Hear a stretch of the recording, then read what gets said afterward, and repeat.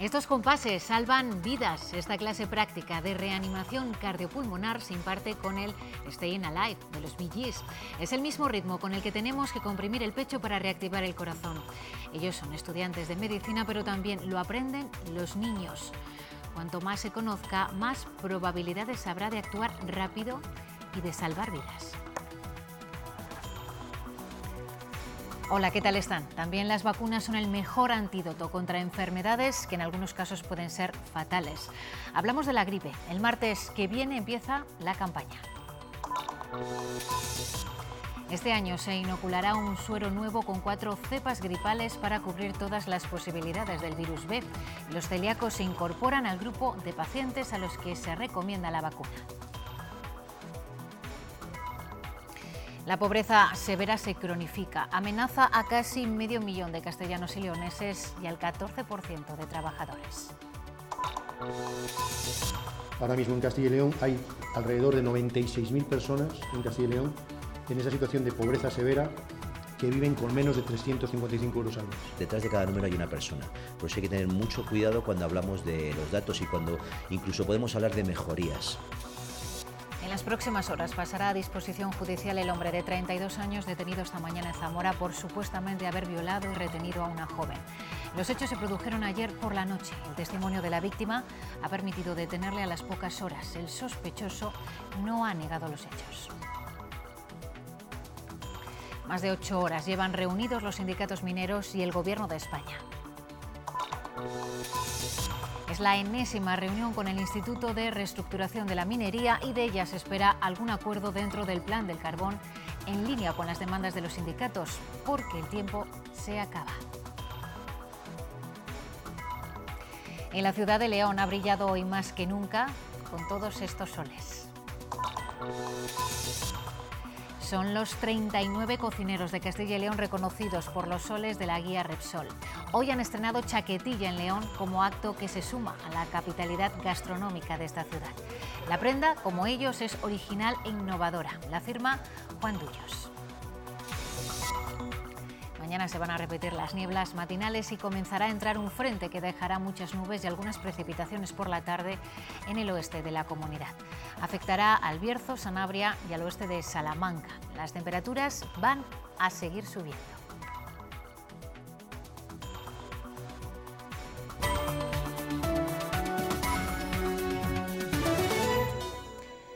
La pobreza se cronifica en los casos más graves, es decir, los que pasaban necesidad antes de la crisis tienen aún más carencias ahora que se habla de recuperación. Los datos que hoy ha ofrecido la Red Europea de Lucha contra la Pobreza y la Exclusión alertan de otra realidad heredada también de la crisis. Los trabajadores pobres son ya el 14% del total. Casi 450.000 personas viven en riesgo de pobreza o exclusión social en nuestra comunidad. Pero ¿quién está detrás de esas cifras? Jóvenes, familias monoparentales, personas migrantes y sobre todo la población desempleada, desempleados de larga duración. Los datos en Castilla y León mejoran con respecto al año anterior, pero tienen matices. Hay alrededor de 96.000 personas en Castilla y León en esa situación de pobreza severa que viven con menos de 355 euros al mes. Eso significa que la pobreza severa aumenta. Afecta al 4% de la población. Castilla y León es una de las 10 comunidades mejor paradas en la medición de la tasa AROPE, o lo que es lo mismo, el indicador que mide el riesgo de pobreza. El no poder permitirse una comida de carne, pollo, pescado al menos cada 2 días, el no poder permitirse mantener la vivienda con temperatura adecuada. La estadística nacional no es mejor. No se ha conseguido llegar a los índices de pobreza del año 2008, antes del comienzo de la crisis. El 14% de los trabajadores están en riesgo de exclusión social. Tenemos que multiplicar otro año más por 6,6 para que los que menos cobren lleguen al nivel de los que más cobran. Eso quiere decir que aunque los datos son mejores, la desigualdad sigue siendo muy grande. Además, aumenta la pobreza femenina por segundo año consecutivo. La capacidad para acceder a la vivienda es uno de los indicadores que se tienen en cuenta para medir el índice de pobreza. En Castilla y León hay un parque público de alquiler social de casi 1.900 viviendas que se ampliará en un mes con otras 120 que van a ceder los ayuntamientos de Valladolid y de Salamanca. Además, en este acuerdo, en este encuentro entre Ministerio y Junta, se han estudiado fórmulas para mejorar el acceso a la vivienda de las víctimas de violencia de género. El sistema que tenemos en Castilla y León es de proporcionarles una vivienda de alquiler social público mediante un protocolo. Vamos a trabajar en unas ayudas inmediatas que serán otorgadas a la víctima para que la víctima pueda optar a un alquiler en aquella zona donde ella, junto con el acompañamiento de servicios sociales, por supuesto, consideren más operativo.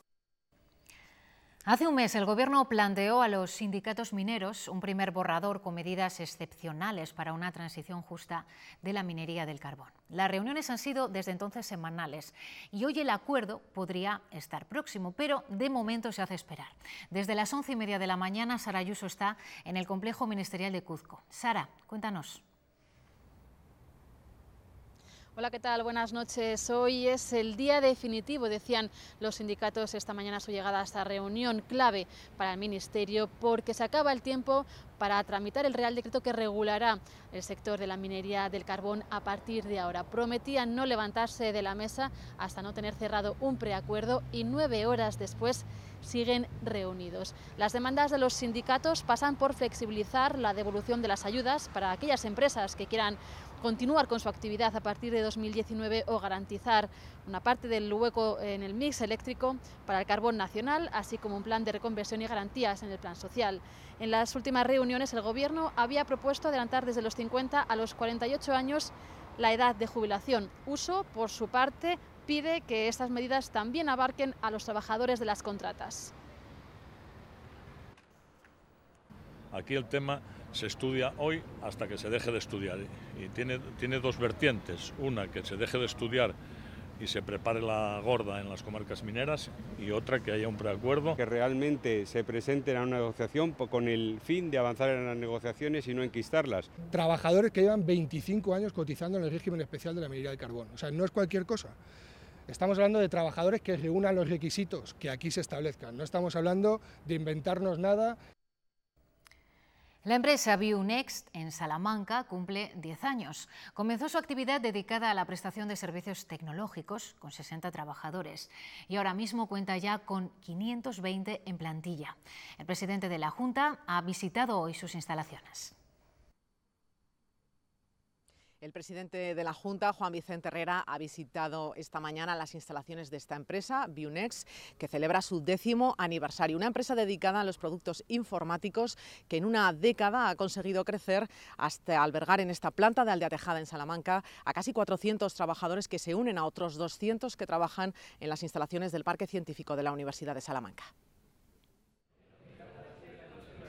En su recorrido por las instalaciones de este centro de innovación, Juan Vicente Herrera ha podido conocer de cerca el trabajo que realizan en esta planta de Aldea Tejada, gestión y desarrollo de aplicaciones, análisis de calidad de software, entre otras cosas. Innovación tecnológica al servicio de las grandes compañías de nuestro país que puede resultar un buen ejemplo para las pequeñas y medianas empresas de la comunidad. 750 se dedican en Castilla y León a este sector que ha cambiado mucho en los últimos años. Ha pasado de exportar por valor de 9.500 millones de euros a 17.000. Estamos empeñados en que esas pequeñas y medianas empresas sean cada vez más intensas en innovación, crezcan, tomen una adecuada dimensión, incluso den el paso a la internacionalización. Es lo que han logrado 26 empresas familiares de Castilla y León que se han acogido a las líneas de ayuda de la Junta. Un ejemplo, Plásticos Durex en Salamanca, donde Juan Vicente Herrera ha concluido su visita. El Gobierno de España no se cierra ya a avanzar parcialmente en la reforma de la financiación autonómica y 2 de sus varones le han reclamado hoy que lo haga cuanto antes y atienda además a la solidaridad territorial. Han sido el secretario del PSOE de Castilla y León y el presidente de Castilla-La Mancha. Ambos se han reunido en Toledo, dentro de la ronda de encuentros que Luis Tudanca está manteniendo con otros líderes territoriales socialistas. Sintonía absoluta entre Luis Tudanca y Emiliano García Paje a la hora de hablar de financiación autonómica. Los dos le han pedido al gobierno de Sánchez que acelere esa reforma y los dos le han recordado que ni el gobierno de Castilla-La Mancha ni el PSOE de Castilla y León van a aceptar un acuerdo que implique un trato desigual. Pero además en esta reunión se ha hablado de otros temas, se ha hablado de despoblación, de la reforma de la PAC y también Luis Tudanca ha tomado nota de algunas iniciativas puestas en marcha en esta comunidad. Segundo encuentro del secretario regional socialista con presidentes autonómicos del PSOE. La cita esta vez aquí, en Toledo, donde le esperaba Emiliano García Paje, quien desde el primer momento ha destacado los lazos que unen a Castilla-La Mancha con Castilla y León, entre ellos sus reivindicaciones sobre la financiación autonómica. Si la financiación autonómica, que ha sido siempre así, se aparta del modelo equilibrado en el que se tiene en cuenta no solo la gente, sino dónde vive la gente, no habrá acuerdo de financiación autonómica posible. Y eso incluye no aceptar ningún acuerdo bilateral. Aquí no van a hablar solo unos, vamos a hablar todos. Mensaje que también comparte Luis Tudanca, quien ha recordado: el sistema de financiación autonómica lleva caducado y con obligación de reformarse unos cuantos años, y este Gobierno lleva 4 meses. Así que vamos a mantener el mismo nivel de exigencia. También la lucha contra la despoblación ha formado parte de esta reunión y además, en la reforma de la PAC, donde compartimos también modelo, necesitamos aliados. De este encuentro, al igual que del de hace unas semanas con el presidente extremeño, Luis Tudanca se trae varias propuestas para su programa electoral: la ley contra la violencia de género de Castilla-La Mancha, las medidas para el retorno del talento perdido en la crisis o las ayudas para medicamentos dirigidos a los menores con mayor grado de discapacidad. Ya ha habido reacciones a esta reunión. El PP de Castilla y León cree que pocas ideas en lo social o en lo económico puede copiar Luis Tudanca de Castilla-La Mancha y cree que este viaje se debe más a otros motivos. Dicen los populares que la comunidad manchega tiene 7 puntos más de paro que Castilla y León, además de ser la segunda autonomía con más deuda y déficit. El secretario del Partido Socialista de Castilla y León a lo que ha ido a Castilla-La Mancha es a que le expliquen cómo ensayar un posible gobierno con Podemos, porque en temas relacionados con la gestión de la educación, de la sanidad, de los servicios sociales, pues todos los indicadores confluyen en que Castilla y León tiene mucha mejor en todos los rankings nacionales de esa gestión. Y la presidenta de las Cortes ha regresado a Bruselas con el reto demográfico, el problema de la despoblación en la maleta. Castilla y León reclama políticas específicas y fondos, y eso ha trasladado Clemente al vicepresidente del Parlamento Europeo. Ramón Luis Valcarce se ha comprometido a incluir enmiendas específicas en uno de los 5 reglamentos europeos que definirán la gestión de los fondos. El vicepresidente del Parlamento Europeo se suma a la cruzada contra la despoblación. Y esto es más que un proyecto. Esto es una realidad que nos tiene que preocupar y que nos tiene que implicar, es decir, comprometer a todos. Valcarce se compromete a pelear para que el Parlamento respalde en uno de los reglamentos que fijan la gestión de los fondos europeos enmiendas específicas sobre el tema. Se consideren las zonas que están definidas como NUTS 3 o que tienen una densidad de población por debajo de los 12,5 habitantes por kilómetro cuadrado, o aquellas que hayan perdido población desde el 2007 en un porcentaje superior al 1%. Y esto determinará que tengan prioridad para desarrollar inversiones y proyectos específicos. Clemente asegura que esa medida beneficiará a toda la comunidad porque Castilla y León ha perdido desde 2007 un 4% de su población. Es un paso decisivo porque es el paso hacia contar con fondos económicos. No se han cuantificado los fondos, cualquier partida que llegue, dice, será bienvenida porque ahora no hay ninguna específica para despoblación. La decisión del Parlamento Europeo se espera para enero o febrero.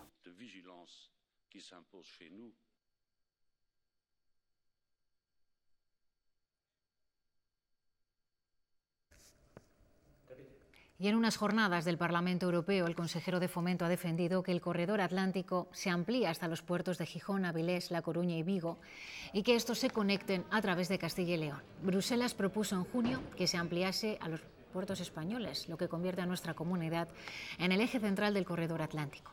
Con la ampliación y su inclusión en los mecanismos de financiación disponibles para el ferrocarril, el corredor podría estar operativo en 2031.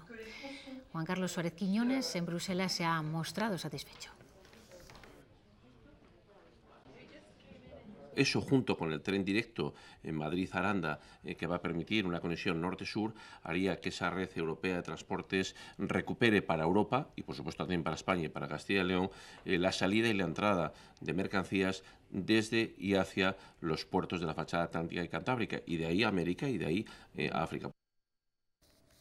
Aún no hay listas para las próximas elecciones autonómicas, pero ya hay quien se descuelga de las quinielas. Nada menos que 6 bajas ha sufrido en el día de hoy Podemos Castilla y León.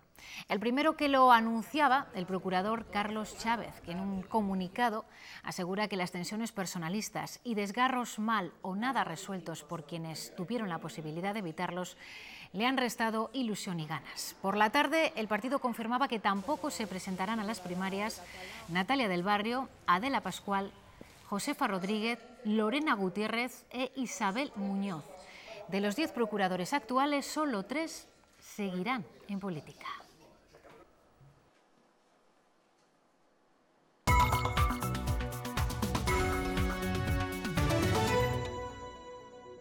En España hay miles y miles y miles y miles de médicos de familia absolutamente extraordinarios. Es decir, yo creo que el premio a mí me lo dan porque yo trabajo mucho en asistencia, pero sobre todo he trabajado en la formación y en la docencia para conseguir que los médicos fuéramos mucho más competentes para resolver mejor los problemas de la gente. Entonces, ese reconocimiento de trabajar por la especialidad de medicina de familia, intentar buscar la eficacia de nivel y ser mucho más resolutivos y ser mucho más competentes, es lo que ellos han reconocido. La hemos abordado en el aeropuerto, como veían, así habla la mejor médico de familia del mundo, la vallisoletana Verónica Casado. Ayer supimos de su premio y hoy la hemos podido escuchar. Y consecuencia también del buen hacer de muchos profesionales e investigadores, hoy podemos hablarles de un gran avance. 6 pacientes infectados por el VIH han eliminado el virus de su sangre y tejidos tras ser sometidos a trasplantes de células madre. Incluso uno de ellos no tiene anticuerpos, por lo que podría haber eliminado la enfermedad. Los miembros de los 2 equipos investigadores del Instituto del SIDA de Barcelona y del Hospital Gregorio Marañón señalan que es una técnica esperanzadora, pero que aún es pronto para afirmar que es posible la erradicación del virus. Nunca podemos asegurar que haya desaparecido. Esto es algo muy parecido a lo que ocurre en la oncología, ¿no? Uno puede estar en remisión, pero eso no quiere decir que en un determinado momento reaparezca otra vez un determinado tumor. Pues aquí estamos en una situación similar y solo detener el tratamiento antirretroviral nos lo dirá en el futuro y de una forma siempre médicamente muy bien controlada.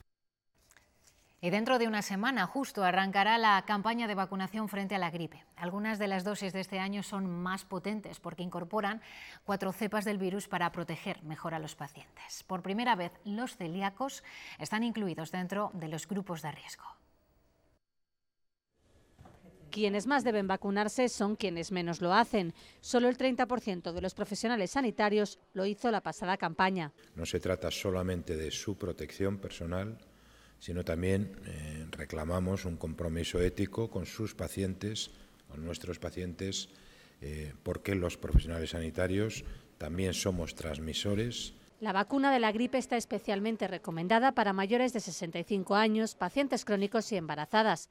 Por primera vez, los celíacos están incluidos en los grupos de riesgo y deben inmunizarse. La Consejería de Sanidad ha adquirido 660.000 dosis de vacuna frente a la gripe con un presupuesto de 3 millones de euros. La mayoría se suministrarán en los centros de salud, donde es recomendable pedir cita previa.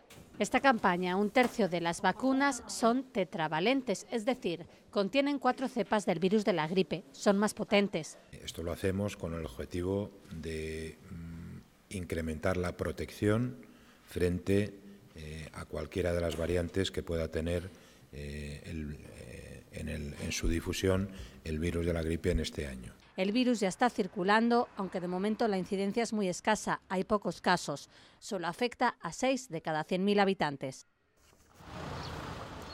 Posible caso de meningitis en Zamora. Un menor de edad está hospitalizado en el complejo asistencial de la ciudad y se le están realizando las pruebas pertinentes para determinar con exactitud la enfermedad que padece. Se han activado los protocolos habituales en su entorno familiar y escolar. Y hoy, en el Día Mundial de la Concienciación del Paro Cardíaco, los alumnos de primero de Medicina de Valladolid han salido al pasillo a seguir aprendiendo. Su clase ha sido más práctica de lo habitual. Sus apuntes han sido musicales. Han tomado nota, lo van a ver, del ritmo para recuperar un corazón parado. A ritmo de Staying Alive de los Bee Gees aprenden a salvar vidas. El ritmo que teníamos que tener de las 100-120 compresiones por minuto coincidía con el Staying Alive o, por ejemplo, con la Macarena. Aprenden a hacer una reanimación cardiopulmonar.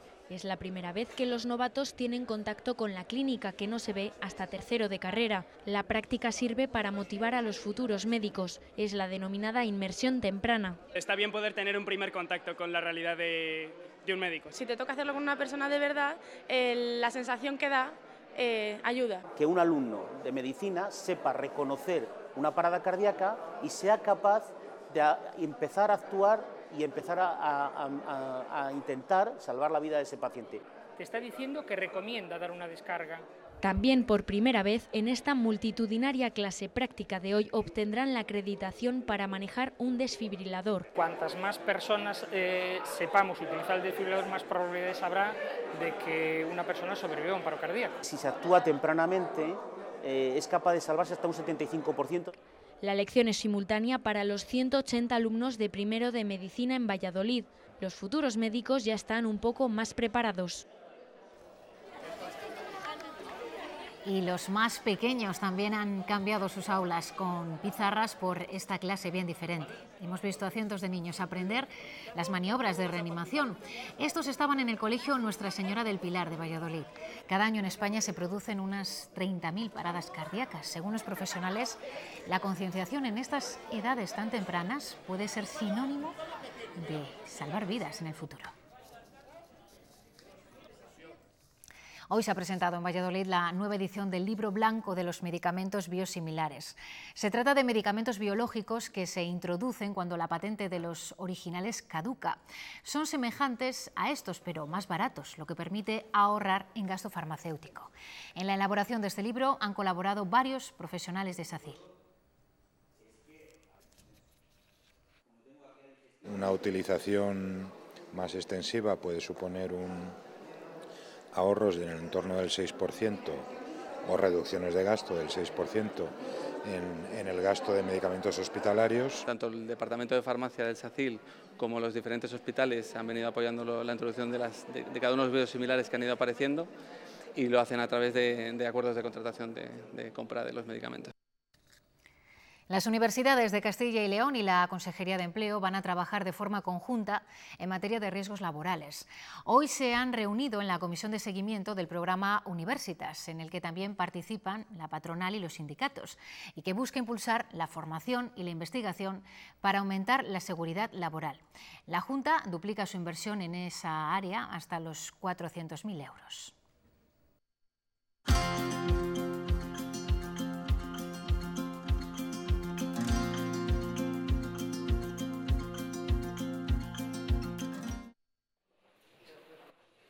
La prevención de riesgos laborales debe formar parte de la formación básica de cualquier trabajador. Con esa idea, las universidades de la comunidad desarrollarán de forma conjunta tanto medidas formativas para técnicos, profesores y estudiantes como investigaciones. Por ejemplo, la Universidad de León ha desarrollado un proyecto de sensibilización relacionado con la digitalización del trabajo y la de Salamanca ha impulsado un proyecto enfocado a la prevención inteligente en el ámbito de la realidad aumentada. Valladolid, por su parte, se ha centrado en emergencias en localizaciones de interior. Cualquier universitario tenga una formación concreta en materia de prevención para que, sea cual sea su formación en el futuro, tenga interiorizada la prevención de riesgos como un elemento fundamental y, por tanto, que dentro de lo que es su formación y cualificación profesional se incorpore la prevención de riesgos como un elemento esencial. La Consejería de Empleo participa también en este programa Universitas y duplica su inversión en seguridad y salud laboral para llegar a los 400.000 euros.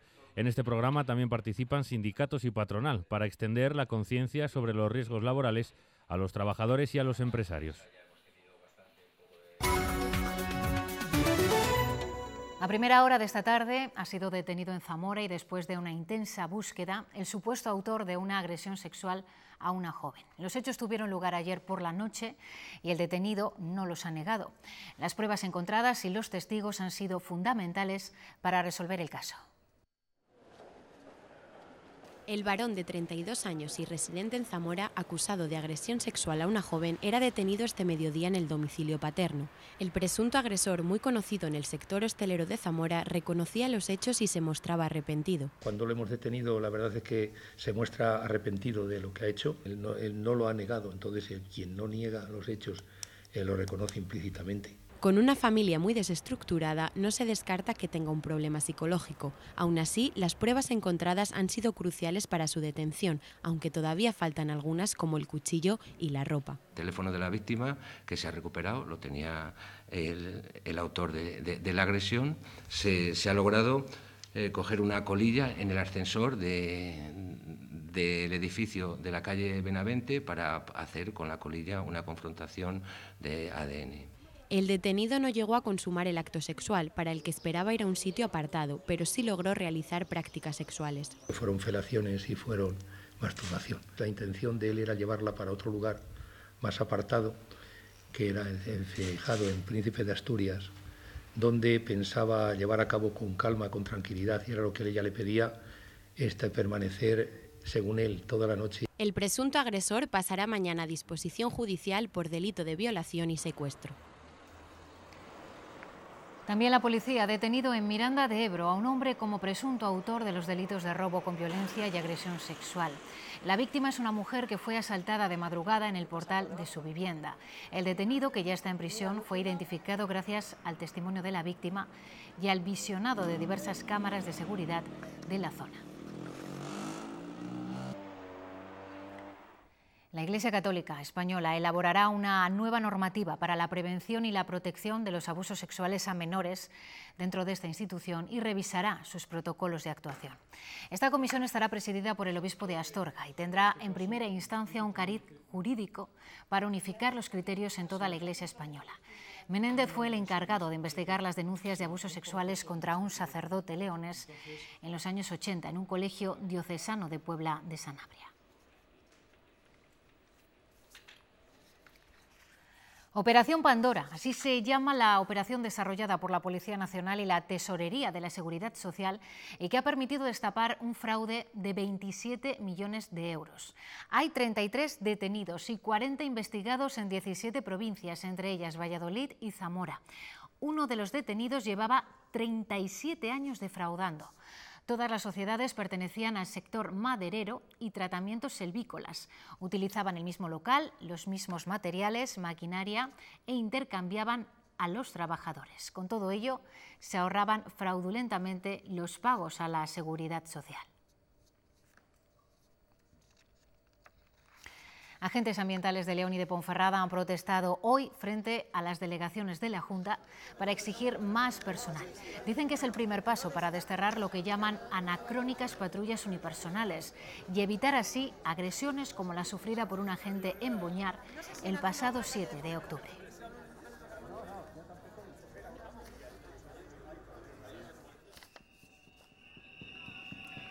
Y segundo día de protestas de los bomberos de Zamora. Dicen que la situación en la que realizan su trabajo es precaria y que está poniendo en riesgo sus vidas y la de los ciudadanos.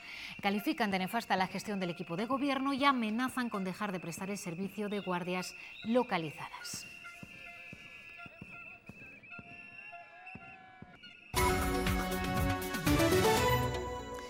Siete muertos y 86 heridos en un accidente de tren en Marruecos. El convoy ha descarrilado a 30 kilómetros de Rabat. Cubría el trayecto desde la capital hasta Kenitra, otra ciudad costera al norte. El conductor está herido, su compañero maquinista ha fallecido. El rey ha pedido que ingresen a los heridos en el Hospital Militar de Rabat, que es el mejor equipado de la región. Hasta ahora se desconocen las causas del siniestro.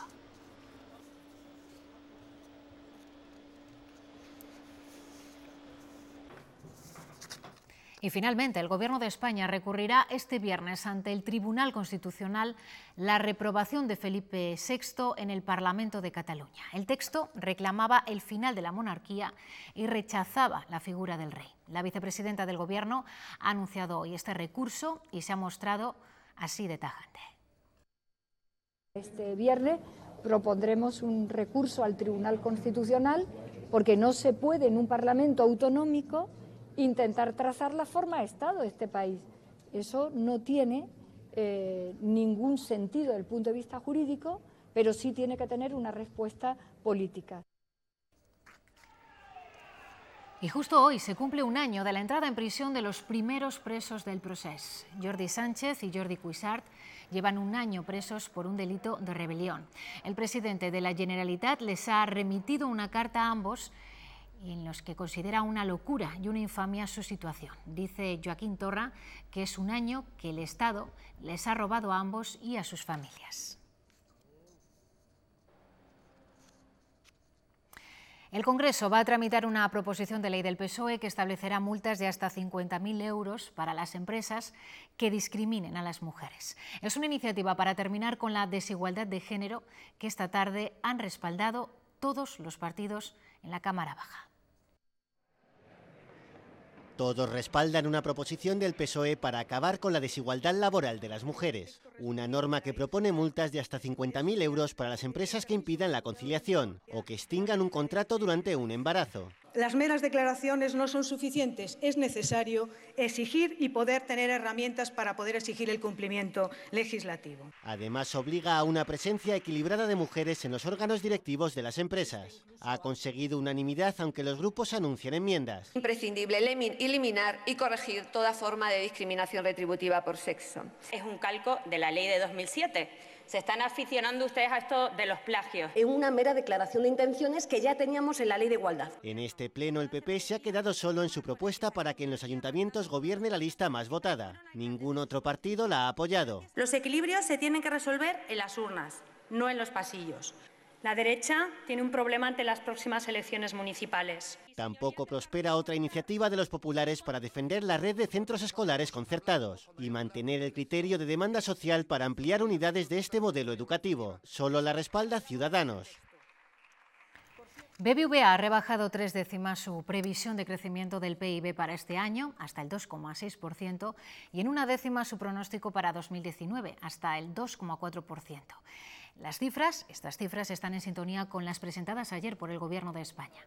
Las causas de esta rebaja es la desaceleración de la actividad económica. En el lado positivo está la creación de empleo, 920.000 puestos de trabajo en los próximos 2 años.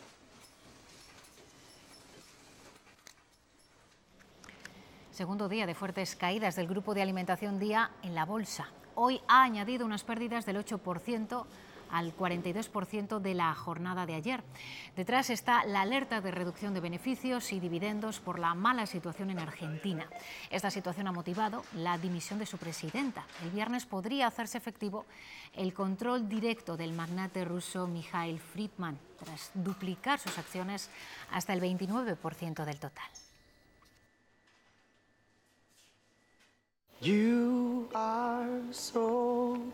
Desde hace 50 años en Pascual tenemos una cosa muy clara.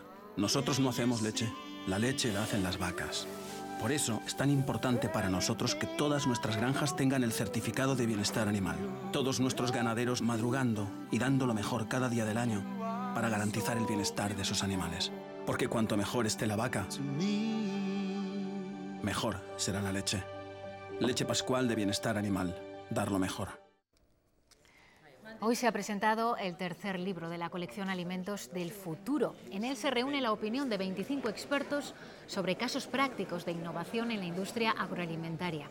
Este sector es uno de los más potentes de nuestra comunidad y por eso desde la Junta apuestan por seguir invirtiendo en una agricultura más sostenible y competitiva. Para generar actividad económica y desarrollo rural, a la vez que satisfacemos las necesidades de los consumidores. Si desde Castilla y León llegamos antes a estas nuevas demandas, lógicamente habremos ocupado un espacio antes de que lo puedan ocupar otros y ese es nuestro objetivo. Todo un lujo para la cocina y una muestra de hermanamiento de los productos tradicionales con la innovación en los fogones.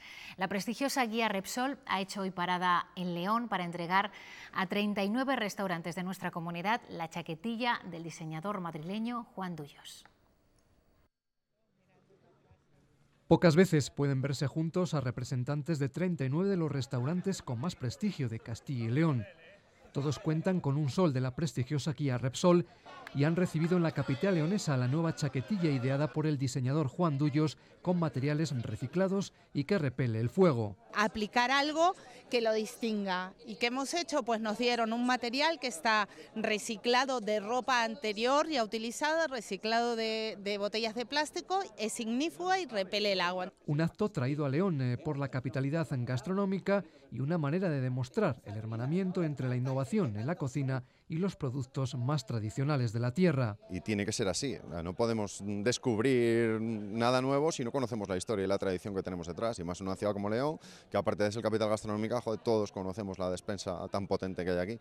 Mi origen es colombiano, pero aquí yo me siento uno más de vosotros. Castilla y León me ha recogido y yo adoro sus productos porque me dan de comer y vivo cada día con ellos, con las setas, con los ciervos de la Sierra de la Culebra, de Sanabria, de Aliste.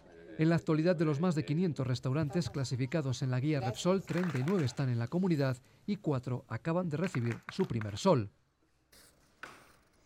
A mediados del siglo pasado hubo una época en la que el Museo Nacional de Escultura se cerraba por las noches y se convertía en un set de rodaje.